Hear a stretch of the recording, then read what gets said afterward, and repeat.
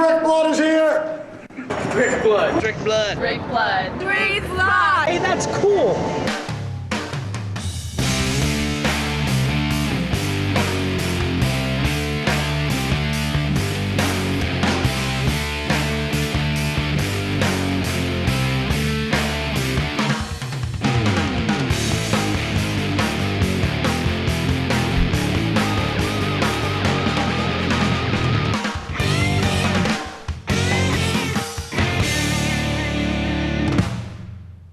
Hey, welcome to Unfiltered. I was just sending a text back to my kid who turned 30 yesterday, the day that we're taping here. He sent me a text because I don't really know his phone number, and I don't often have a lot of time to swing by his new place where he lives, so I don't talk to him much. But he sent me a text like 5 minutes ago. He said, "Where's my birthday DVDs?"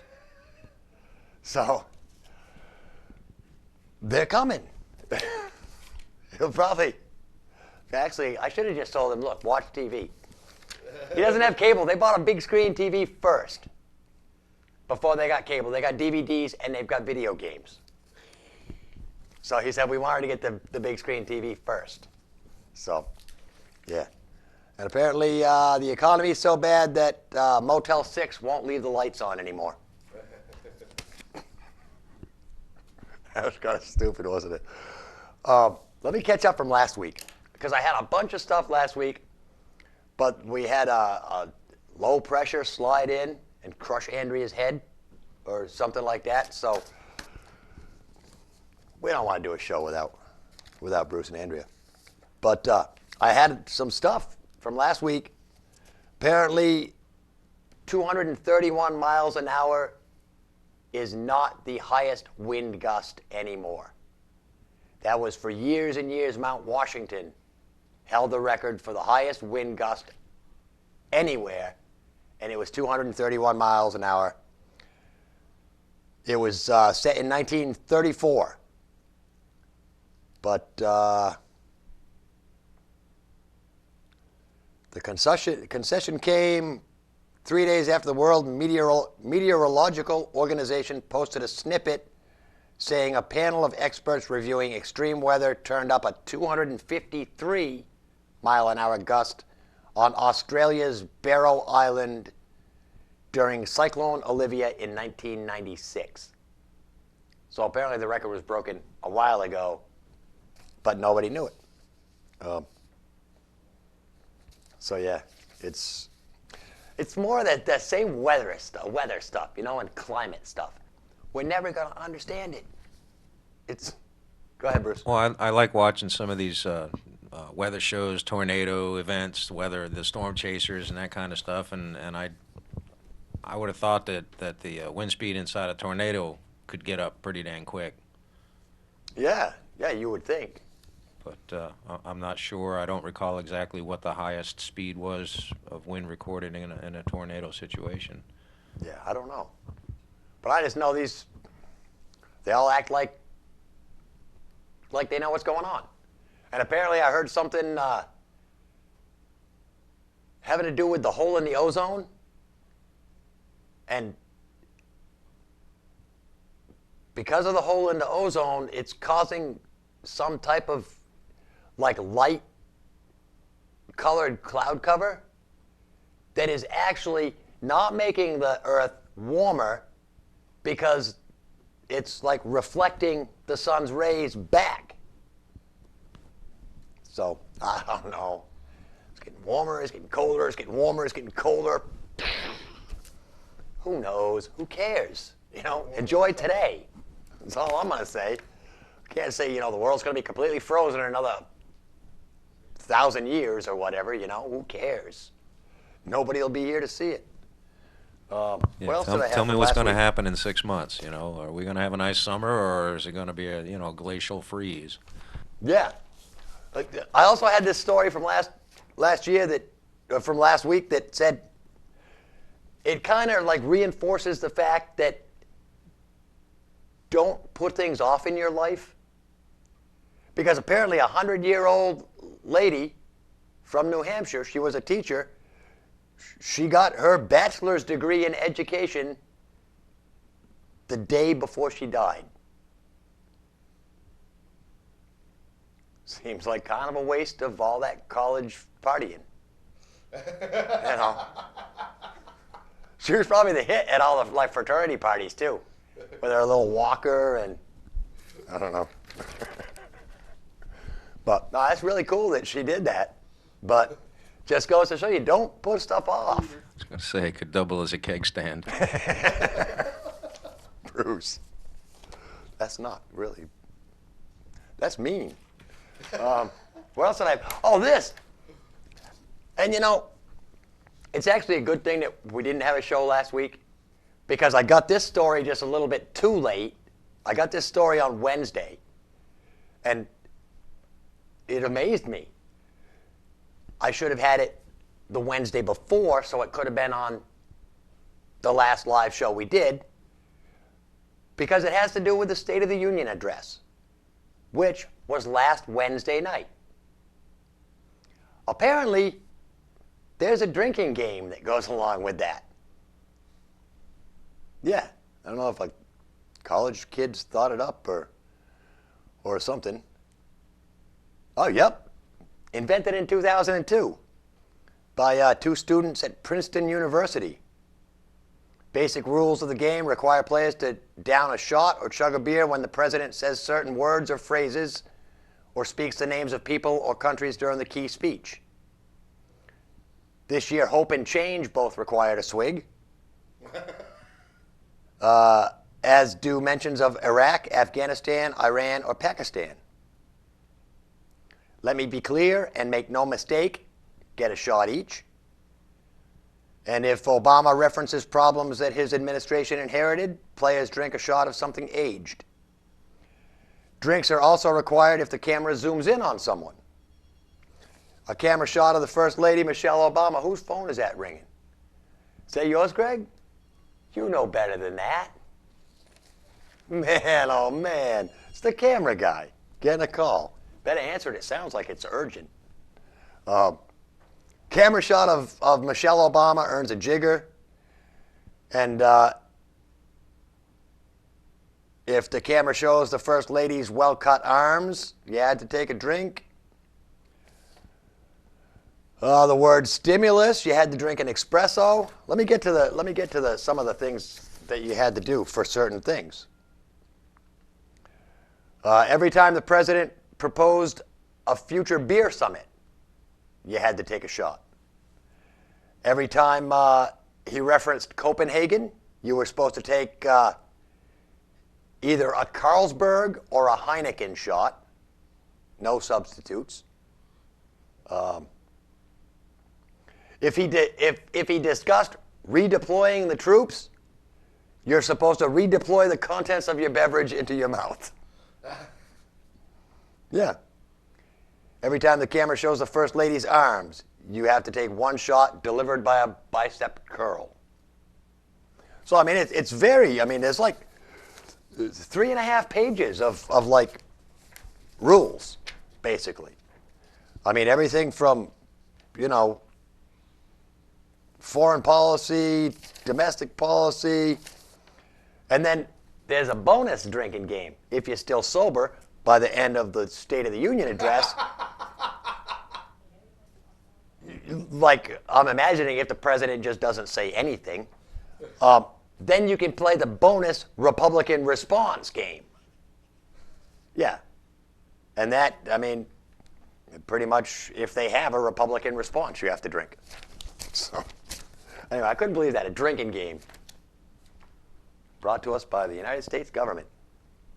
Which, by the way, you know, I'm kind of pissed off this week because, before I start ranting about the president, I have to say happy anniversary to Lee and Tracy. Thursday was their anniversary. I believe Lee said 21 years they've been together. Yeah, very nice. I said congratulations. So now, let me talk about, I'll even make my sister happy. I'll call him President Obama. He made a speech the other day, and he said, people should not be going to Las Vegas in such tough economic times and gambling their money away. He said we should be tightening our belts and watching our spending carefully. Now, it's funny that he should say that. It's actually really funny that he should say that, because I thought he was trying to fix the economy. And I keep telling my mother's always on my ass about, how come you don't save money? How come anytime you have money, you spend it? Yes. That helps the economy. When you get money, you spend it. See how it works? The economy gets better. Everybody spends their money. In return, the money that you spend on your burger gives the dude flipping burgers money so he can go out and buy a new jacket or something that he needs. In turn, he spends his money buying that jacket. That jacket gives a whole bunch of little kids in China money for making the jacket. And it's a circle. You get money at 12 o'clock, you spend it at 6 o'clock, you get it at 12, you spend it at 6, you get it at 12. You keep going around and around. If you get it at 6 and dump it somewhere at 3, and get it at 12 and dump it somewhere at 3, you've just got a pile of money. And the economy goes into the toilet. So that's my economic lesson for today. Spend money to make a healthy economy. That's right. Picture the hamster in the wheel. Right. And see, it's these rich people. They're going to complain about their new taxes because their tax rates are going to go up. But if they had spent their money as soon as they got it, they wouldn't be taxed like they are. So, meanwhile, I'm going to find this because I want to get this right. I think it was in here. Yes. Our wonderful house. Let me start with this little fact. Let me find this little fact first. I thought I had it written down. There it is, right there. It's my little fact. In 2010, there will be 2.15 million. I'll say it again, because it's a huge number. 2.15 million federal employees.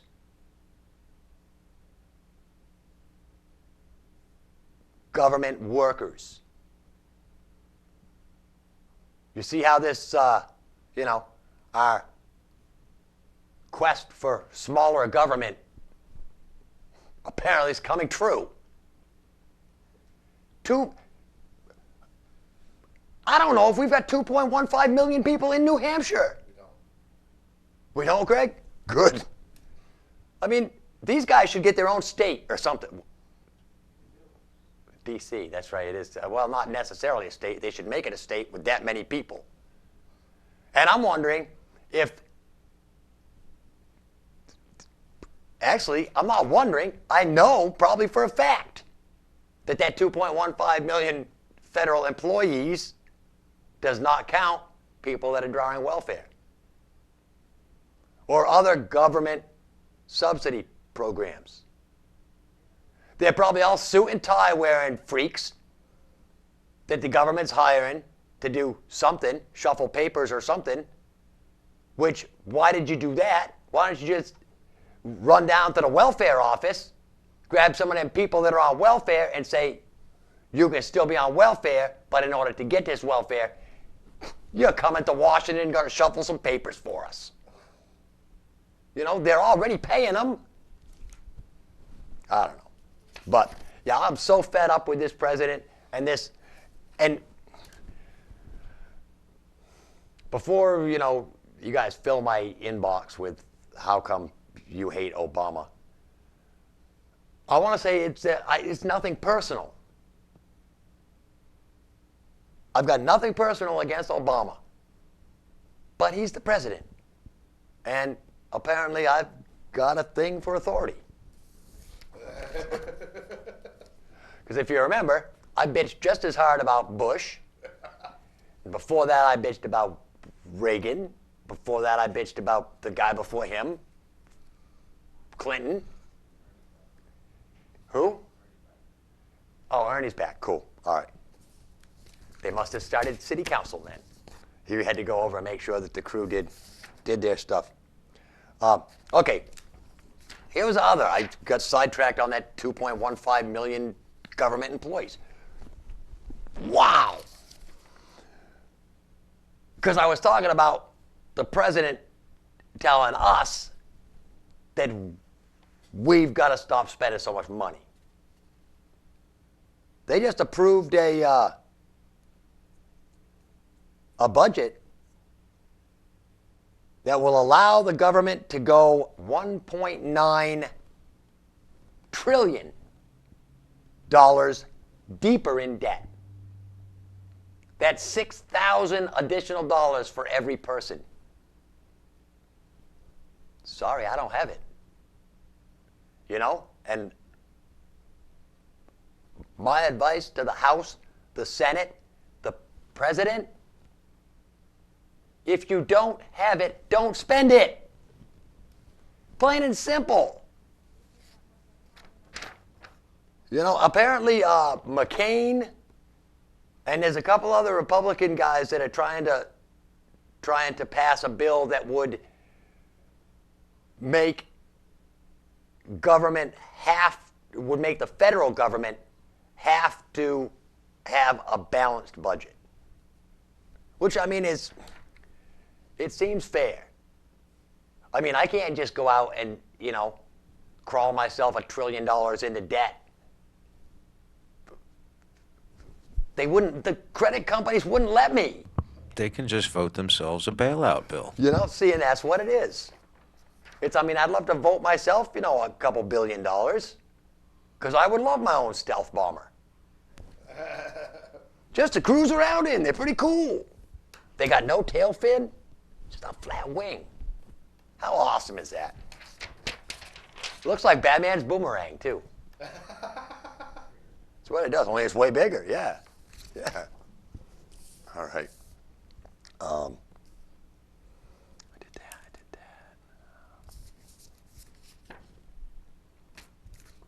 We started a new show this week, Fitness and Fiction, of which I'm a major part of. I'm one of the shooters, one of the two shooters and editors. So my editing skills are gonna get better real quick. And Lee basically did the same thing to me that he did to Ernie. He's like right into the fire. We shot the first episode 2 weeks ago. I started to edit it last Monday, and Lee came in on Tuesday and he says, "How you doing on that edit? It's going to air on Sunday." So yeah, it started this past Sunday. Asa Tarot said he's got some great feedback on the first episode. So, yeah, it looks like it's going to be really, really fun. Because there's a lot of gym talk and stuff, you know, that I've got no clue. He offered me some training sessions. And I said, I can't work out. I had a heart attack. You know? And I'm pretty sure it would mess up my whole smoking thing. But because you can't like smoke while you're on them machines. Apparently, it's one of those no smoking gyms. If I'm gonna join a gym, it's gotta be a gym that you can smoke in. Plain and simple, you know. I think what they need is like a bar gym combination. That way you work out for a little while, you go in, you have a couple shots, go back, you work out a little bit more. Get on the treadmill and the drink is just out of reach. That's a great idea. That would help people lose weight, Greg. For big, heavy alcoholics, you put a drink just out of reach at the end of the treadmill, so they just keep chugging. Good thinking. Good thinking, Greg.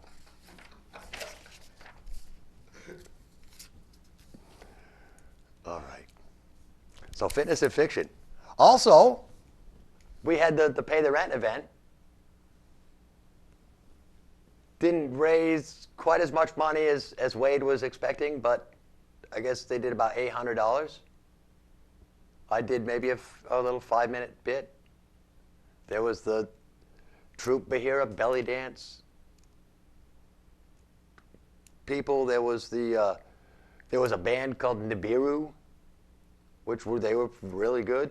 They were still hard and heavy and loud. We had Ben Pratt, the magician. And I've got to tell you, I don't remember which episode he was on, but it was way back when I was still having guests. And this kid has gotten so much better and smoother. And to watch him from back then to now, he's a pleasure to watch on stage. He's funny, got a little bit of comedy, he's getting very smooth, really good. He made some birds appear. It was cool. He made Wade's daughter levitate. Awesome. Yeah. But it was a good show.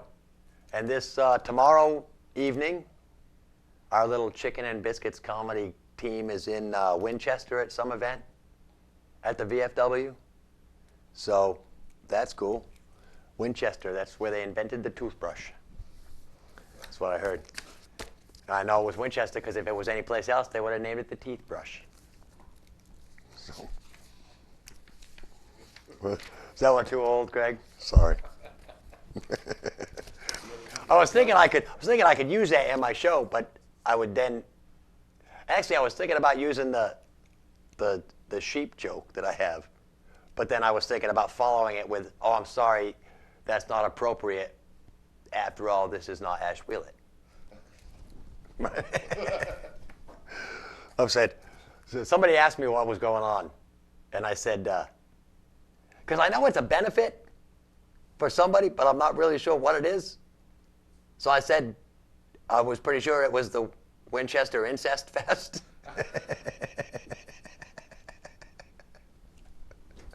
But I know that's awful. But as a guy that grew up in Keene, I mean, that's the old jokes. Oh, well. All right. Hey, why don't we get into crew call? Can we do crew call?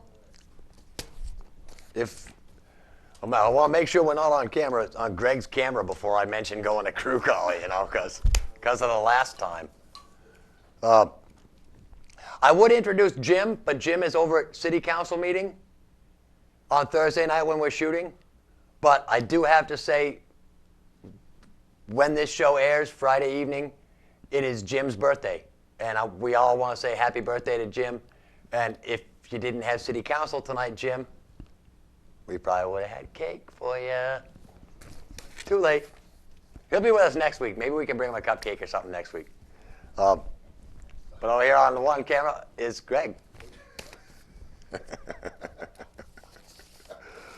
Hey, all right. You shot up? You set up for the shot in there? All right. Because in the booth tonight, making their television debut as husband and wife, Bruce and Andrea. How's it going out there, Rick? It's going well. Yes, we have some news to share with everybody now that Andrea and I finally, after 10 years of being together, we tied the knot and got married. So we had ourselves a little ceremony this last Saturday that we ended up having here. So Rick is bound and determined to show it to the world. So we're going to end up having to air it on our show tonight. But hey, that's the rule. If you want to use the cameras, you have to produce something to air on the show. Something that can be shown on TV. So everybody gets to experience our wonderful ceremony that we had this weekend. So yeah, and I can't believe, look at you guys. You look so much different as a married couple. That's right. But no, I'm just jazzed because we're coming up on racing season, man. They're already starting to practice for the Bud Shootout. Started Thursday, and they're supposed to be drawing for the Bud Shootout once we get done taping this show. hopefully we'll get a chance to catch that tonight. And then the Bud Shootout actually happens this Saturday night, 8 o'clock. Yes. Daytona. Finally get to see some racing again. All right. So it's going to be a good show. Up to 24 guys, I believe, are eligible to participate this year, and ought to be a good show. Kenny Schrader's back as a past champion of the race, so he's eligible to run, and he's going to be driving in the number 82 Red Bull car, normally driven by Scott Speed. So Nice. jazzed. I'm jazzed. So Yeah. very cool. See, I always thought Bud Shootout was the weekend after the Super Bowl, because the Super Bowl is also on Sunday. Yeah, that's So- right, it is. Yeah, the Super Bowl is out this that Sunday. Actually, Daytona 500 is the weekend after Oh, okay. the Super Bowl, but Yeah. Okay. Yeah, because Luca has his Super Bowl episode going to air on Sunday evening at 5:32. Fantastic. It came out great. So, yeah, and some awesome football food. So, yeah. But is that all you guys had from in the booth? do you have anything you wanted to share? No, I'm just looking forward to the racing. I'm really excited about it. All right. Well, then, I did want to mention happy birthday to my sister-in-law, Mindy. Even though she lives up in Walpole, isn't going to be able to see it. She had a birthday Wednesday, Yeah, Tuesday. Tuesday. I was working. Unfortunately, we didn't get up there until Wednesday, but she's another year older, happier, wiser. nice. So happy birthday, Mindy. All right. Well, then, if that's it, I think I vote in lieu of the musical interlude this week. I think we should play. I was going to play a clip of the wedding, but it was so short, and I mean, I wasted a whole damn day to get married. I found out 2.5 minutes. I may do it more often.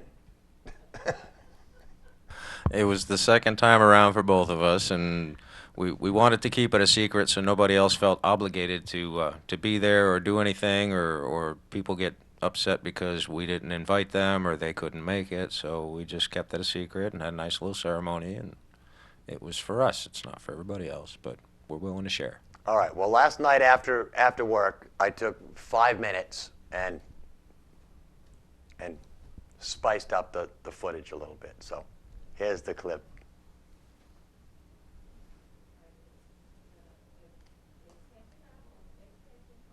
It's coming, really, everybody. Hang on there. I put a couple seconds of black at the front so you could fade in. We're gathered together today to join Bruce and Andrea in matrimony, which is an honorable estate and therefore is not entered into lightly, but reverently, discreetly, advisedly, and soberly. Bruce and Andrea, today you celebrate one of life's greatest moments and give recognition to the worth and beauty of the love that you two share. Please join hands and face each other. We're going to do your vows now. Please respond with, I do. Bruce, do you take Andrea to be your wedded wife? Will you love her, comfort her, honor and keep her in sickness and in health, and forsaking all others, be a kind and loving husband from this day forward? I will. Andrea, do you take Bruce to be your wedded husband? Will you love him, comfort him, honor and keep him in sickness and in health, and forsaking all others, be a kind and loving wife from this day forward? You have the rings. Take each other's ring.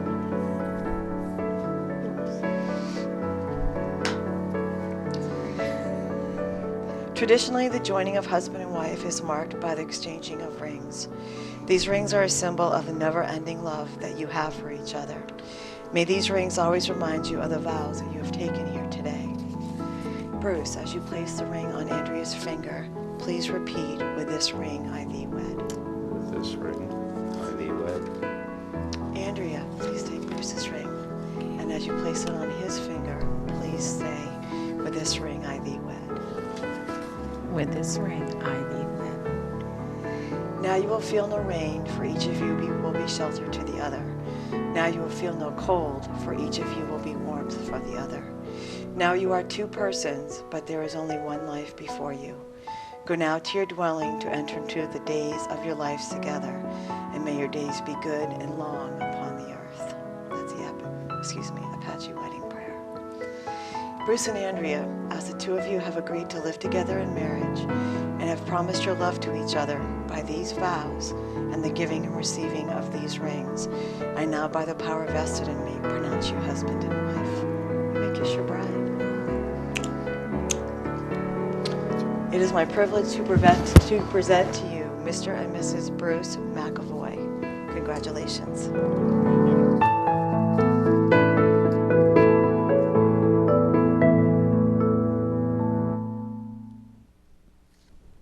Well, that was it. So, yeah, quick, painless ceremony.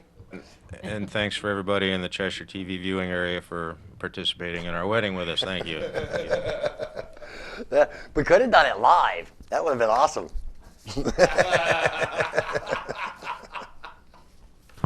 Well, we were talking originally, I wanted to do it with the green screen so we could like put any background behind it that we wanted to. You know, we could be in like, you know, Hawaii at the volcano or... Yeah, we had you know, talked about that.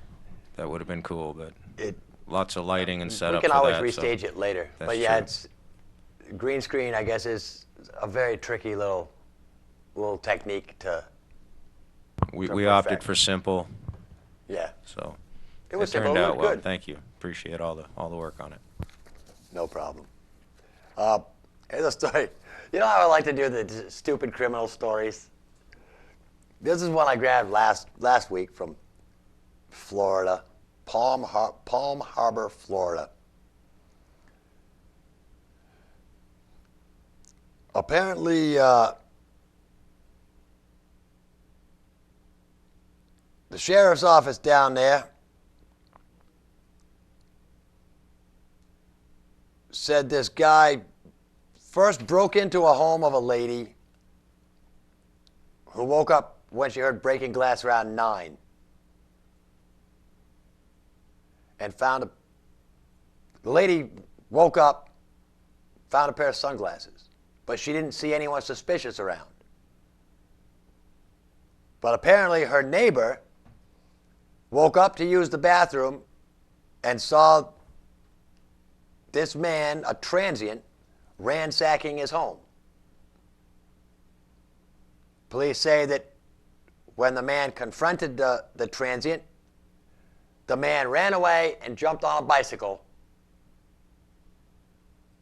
he had hidden a block away. So the homeowner gave chase on foot and caught up with the suspect. But the suspect was armed. He had a knife. So the homeowner backed off. Smart guy. And called authorities. Well, apparently the suspect was fleeing down a street that ended in a dead end at Lake Tarpon. And with nowhere to go, the suspect hijacked a docked pedal boat and headed out across the lake.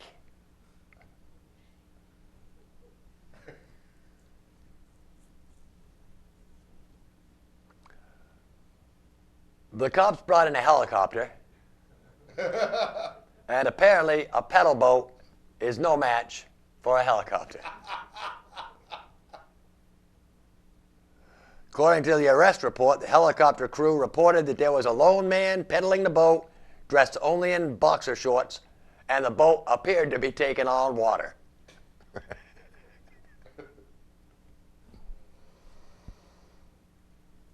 Stupid. Yeah. Man, you can't get away in a pedal boat. Must go about 2 miles an hour. The guy should have gave up once he was caught riding a bicycle. I mean, if you can't get away from a dude that's running and you're on a bicycle, the dude should have just rode the bicycle to the cop station. And was the homeowner chasing him in his pajamas and slippers, or, I mean... It didn't say. All right. Did he stop to put on his There was running no- I mean, it shoes didn't- before this- he gave chase? This story didn't come out of like Vanity Fair or GQ or anything. It came out of the St. Petersburg Times. So, Nothing about fashion in there at all, or makeup. Hey, this is, I don't know if this is sad news. It's probably sad news to somebody. But apparently, a new law in Amsterdam, in Dutch, in the Netherlands, because the Netherlands is, yeah. Apparently, a new law in the Netherlands, I'll start that again, is going to ban human sex with animals, including in private situations where the animals are not injured.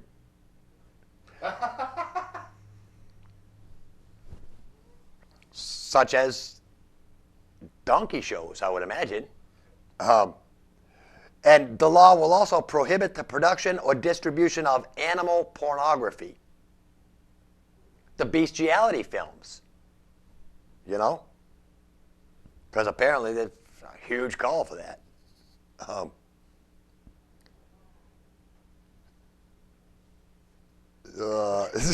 Given the illicit nature of the product, precise figures on animal pornography video sales are difficult to find. Because, yeah, nobody's going to admit to buying that stuff. What do they think? Oh, yeah, the census. I bought 3 horse videos and 2 monkey videos. And 1 with an iguana. Yeah. Apparently, the bill was introduced in 2007, and it's taken this long for people to go, yeah, that's a good idea. Somebody must have been fighting against it. And here's the kicker. This is probably why they made it the last line in the whole story. Sex with animals has been legal in the Netherlands as long as it could be proven that the animals were not harmed. Had to be consensual, huh? Apparently, yeah. It's all right. It's all right. Yeah. Here's something even stupider. It may have some people worried to know that the space race is. See, it used to be the space race was like us and Russia. Remember? We were the ones shooting stuff into space. China got in, and then I think India, or a couple of them other little countries over there wanted their little space programs. Iran apparently is joining the space race because, let me see if it says when. Doesn't say when.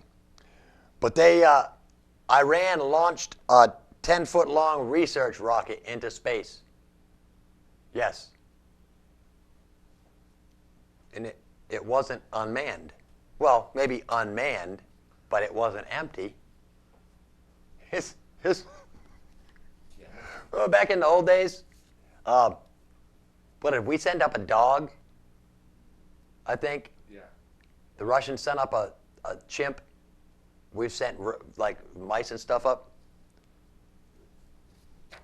The Iranians sent a mouse, 2 turtles, and a can of worms into space.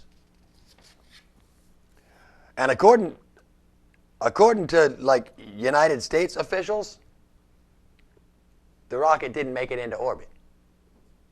Which, I mean, I could have guessed that. Everybody knows turtles don't belong in space.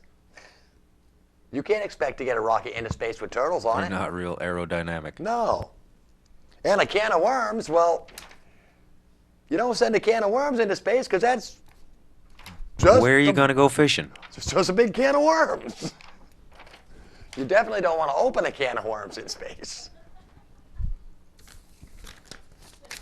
Because it would be like opening a can of worms. All right. I was going to do this one, but that guy's too stupid. There's some huge news. Because it's been more than 40 years. 40 years of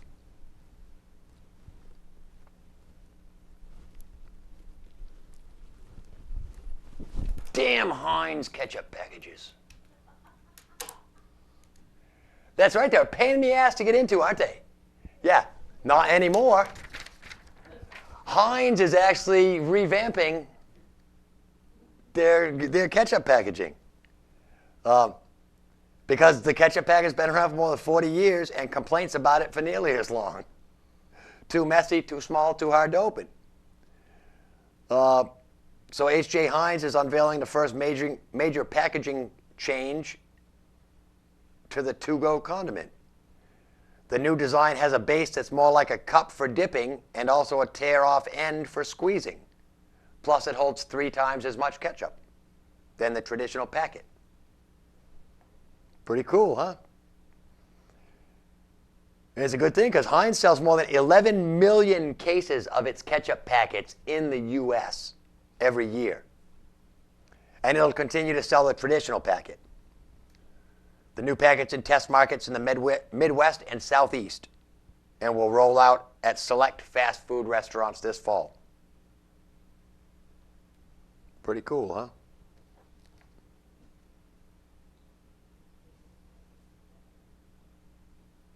A self-proclaimed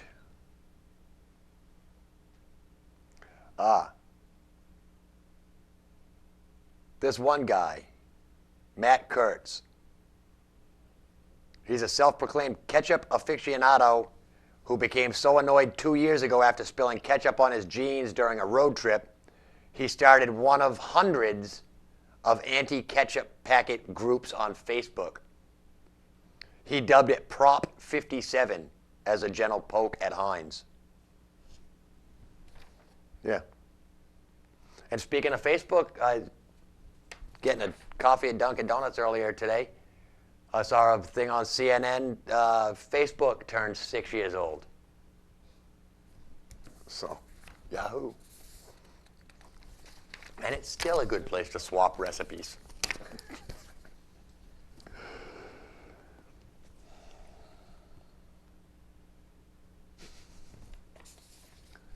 South Africa, Johannesburg. Dateline, South Africa.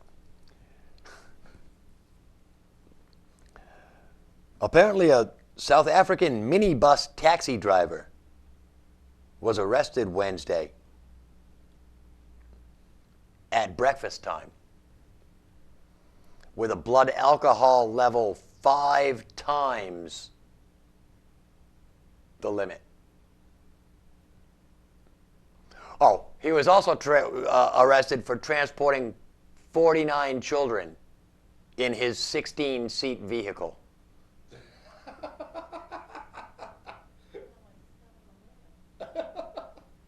And probably the thing went by the cop, and the cop looked at it and went, "Holy crap, there's a bunch of kids in that little bus." Pulled the guy over and walked up to the car and said, "What are you, drunk?" The guy was like, "Bleh." Yeah. All the children were between the ages of 3 and 13, crammed on top of each other for the morning ride to school.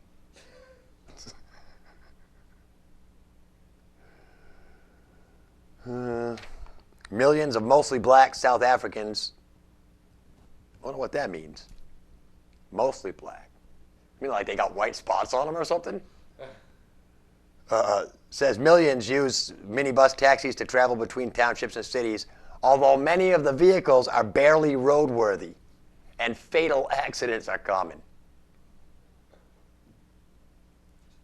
So, yeah. 49 kids in a 16-seat taxi. Hey, I guess, that's what happens when your school budgets get cut. You got to put more kids in the buses that you got. Here's something else that doesn't seem quite right. In Birmingham, Alabama, a Jefferson County jury has awarded a former stripper $100,000 in a lawsuit in which she claimed that the club that employed her failed to stop her from driving home after her on-the-job drinking. Yeah. $100,000? Maybe I should get drunk at work. And it's true, because they let me drive home. That's crazy. So she takes no responsibility for her own actions. Apparently not. Yeah. She was injured in a wreck after leaving And the in court October. agreed with her. She says she can no longer dance because of her injuries. Wow. You know, and it's the same old story, too. Most strippers think they dance better when they're drunk. And they don't. I mean, I've seen some drunk strippers, and I mean, it's fairly sad, you know, stumbling around, falling off their shoes, you know.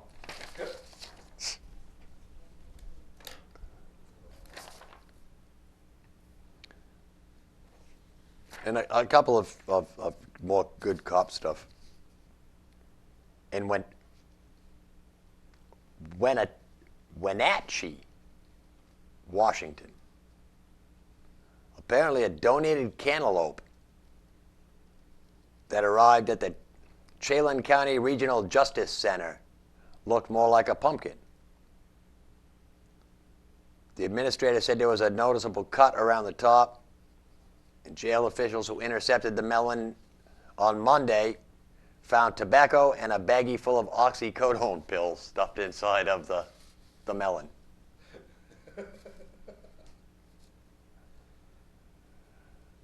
They routinely use surplus food from local grocery stores, and contrabands come in with food in the past. In this case, the surveillance camera at the Plaza Superjet had showed two young women dropping off a shopping bag containing the melon. Yep. The investigation is continuing. Apparently, they're searching for the two girls with the melons.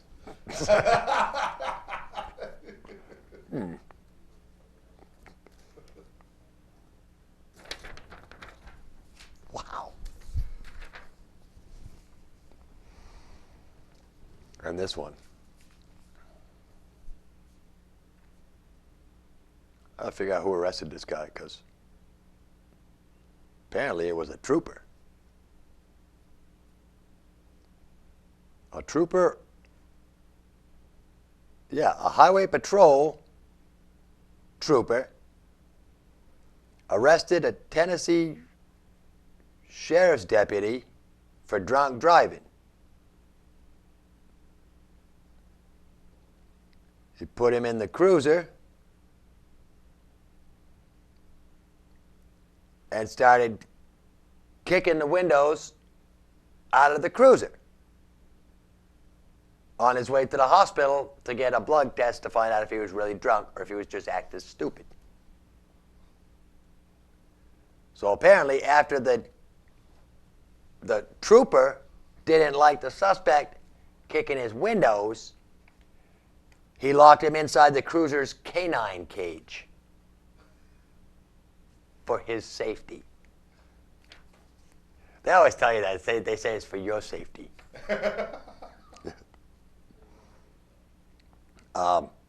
Apparently, the sheriff's deputy that got arrested performed poorly during a field sobriety test, even after it was explained to him 18 times.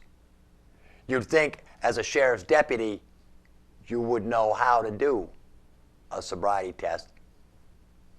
And I would imagine a good cop would be able to do a sobriety test even drunk. You know? Because, I mean, these cops, they practice everything. They can take apart, put together their gun with their eyes closed. So they could probably do a sobriety test with their eyes closed. Easy.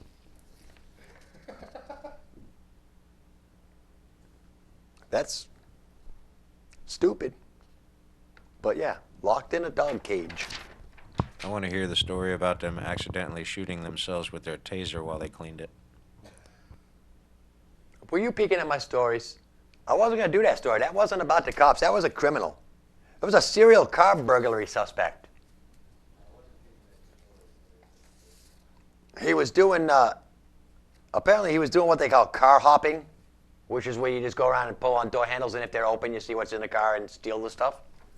But apparently he... Speaking of which, there's a string of that happening here in town. I saw in the Sentinel Online that it's been happening at the Cheshire Hospital and other business areas around town where people are breaking into or going into open vehicles and ransacking. So be aware, lock your car. Yeah, definitely lock your car. I mean, it used to be, 20 years ago in Keene, you didn't have to lock your car. You didn't have to lock your house. You know, we just had no crime. Or if we did, we were committing it.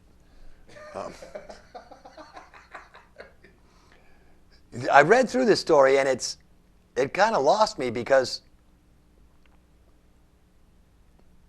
I think this guy was arrested a number of times, I believe.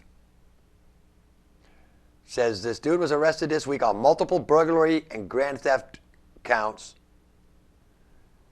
One of the burglaries involved an unmarked police car. Stolen from the car were a taser, an expandable baton, handcuffs, a Glock handgun magazine, a digital camera, and a digital recorder. Apparently this guy that they arrested discharged the stolen taser and shocked himself when he first stole it. And then last week, he accidentally locked himself up with the handcuffs and had to call the authorities to come and get him out.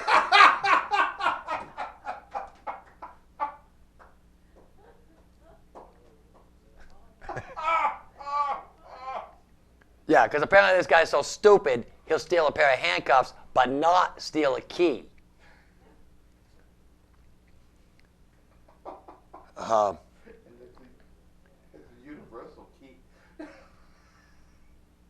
And apparently investigators learned that the suspect, he was arrested, of course, when they came to take him out of the handcuffs because he had all the other stolen loot around him. They never had to take him out of the handcuffs. Apparently they didn't take him out of the handcuffs, Greg, you're right. But they learned that the suspect was staying with friends at an apartment, and they discovered some of the stolen items, but not the dude there. And apparently when they picked him up, they took him to McDonald's because he was hungry, and during the drive, the suspect asked the cops if this was about the taser incident. And he later told the investigator that he went to where he was after getting into a fight with his parents. He saw a light on in the cruiser, and inside he found a police gun belt, and he removed the taser. He said that when he removed the taser from the gun belt, it discharged, hitting the floor and shocking his foot. And then he took the other stuff. So, stupid. Stupid, stupid, stupid people. All right, so we got just about 3 minutes left. So, this one I was going to do last week, but it was long, and I didn't really read it all, but the headline kind of caught my eye because it said a scientist says alien life could already be on Earth. That's what he says. Variant life forms, most likely tiny microbes, could be right under our noses or in our noses. Who knows? But they could be here. Like I said, nobody knows. And then this other one about smuggling, but it wasn't what I thought it was. Apparently it talks a lot about food and stuff being smuggled in through airports. Stuff like one officer found a full-body smoked monkey. Its face and teeth were still clearly visible. Another officer discovered in someone's luggage 2 full-length uncooked cow legs. Yeah, many of the meats are considered delicacies in other countries. From South America, they like to bring a roasted hamster called cuy. It still has the face and the teeth and the claws. Suspect bags get searched and x-rayed. Once inspectors found a roasted chicken, but it happened to be full of cocaine. Yeah. At BWI Marshall Airport, someone packed a bra. There's nothing unusual about that, except the extra padding was 2.5 pounds of cocaine. Yeah. That's a good bra. Yeah, and then it's got some tips here on how to smuggle stuff. Stuff you can hide stuff in. 1 minute. Here's something you should never say to a cop when he pulls you over. I can't reach my license unless you hold my beer. Never say, I thought you had to be in relatively good shape to be a police officer. Never say, do you know why you pulled me over? Well, good, at least one of us does. And never say, sorry, officer, I didn't realize my radar detector wasn't plugged in. And never ever say, you're not going to check the trunk, are you? All right. Tomorrow at 9 o'clock in the morning, live coverage of the Keene School Board first session, just in case you need it. And on No Spin, next is Gene Shaheen will join Chris and Randy to talk about senator stuff and Washington on all the fun political stuff. Till next week, peace.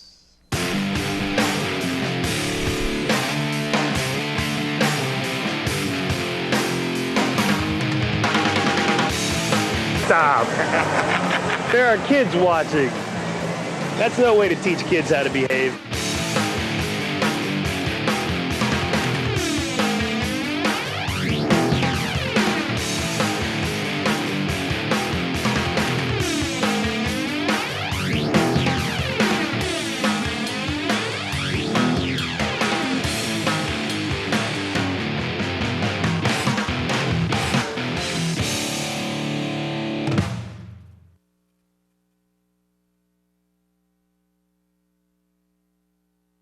Refreshments provided by G. Housen Distributors. Premium beverages delivered.